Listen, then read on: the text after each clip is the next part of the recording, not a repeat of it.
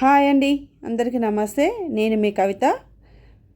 మన ఛానల్లో ఈరోజు ఒక మంచి రెసిపీని చూపిస్తున్నానండి. లంచ్ బాక్స్లోకి చాలా బాగుంటుందండి. ఒక ప్యాన్ పెట్టుకొని ఆయిల్ వేసుకోవాలి. ఆయిల్ వేడైనాక 2 టేబుల్ స్పూన్ పల్లీలు వేసుకోవాలి. 2 టేబుల్ స్పూన్ శనగపప్పు వేసుకోవాలి. ఒక 2 నిమిషాలు గోల్డెన్ కలర్ వచ్చే వరకు ఫ్రై చేసుకోవాలి.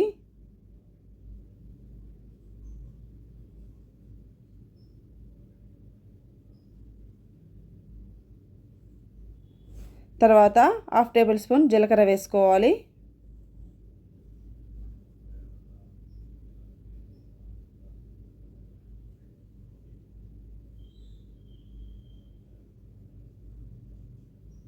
ఒక 3 రెమ్మల కరివేపాకును వేసుకోవాలి. ఈ రైస్లోకి ఫ్లేవర్ బాగుంటుంది కరివేపాకుది.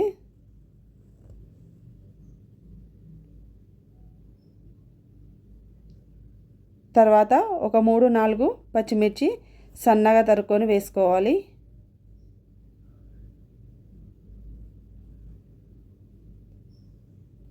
వన్ టేబుల్ స్పూన్ కారం తీసుకున్నాను. రుచికి తగినంత సాల్ట్ తీసుకోవాలి. 1 టేబుల్ స్పూన్ ధనియా పౌడర్ తీసుకున్నాను. మూడింటిని ఇలా కలుపుకోవాలి ఒక 1 మినిట్ దాకా.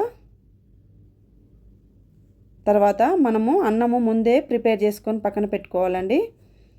అన్నాన్ని చల్లార్చుకొని ఇలా పొడి పొడిగా చేసుకోవాలి. తర్వాత ప్యాన్లోకి వేసుకోవాలి. పొడి పొడిగా రావాలంటే రైస్ ఉడుకుతుంటే కొంచెము ఆయిల్ వేయాలండి. మనకు పొడి పొడిగా వస్తుంది రైసు.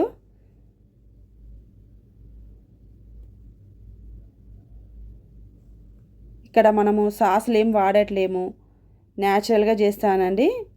సాల్ట్ సరిపోలేదు, కొద్దిగా వేసుకున్నాను. చాలా బాగుంటుంది. ఏ హడావుడి లేకుండా ఈజీగా చేసుకోవచ్చు మనకు లంచ్ బాక్స్లోకి. ఇలా చేసి పెడితే పిల్లలు బాక్స్ మొత్తం ఖాళీ చేసి తీసుకొస్తారండి. మీరు ట్రై చేయండి. ఎలా ఉందో నాకు కామెంట్ బాక్స్లో కామెంట్ చేయండి. చాలా బాగుంటుందండి. ఈజీ రెసిపీ కూడా. నిమ్మరసాన్ని పిండుకోవాలి. ఇష్టం లేని వాళ్ళు స్కిప్ చేయొచ్చు. స్టవ్ ఆఫ్ చేసుకొని ఒక బౌల్లోకి సర్వ్ చేసుకోవాలండి. చాలా బాగుంటుందండి. మీరు కూడా ట్రై చేయండి. పిల్లలు ఇష్టంగా తింటారు. మంచి లంచ్ బాక్స్ రెసిపీ అండి.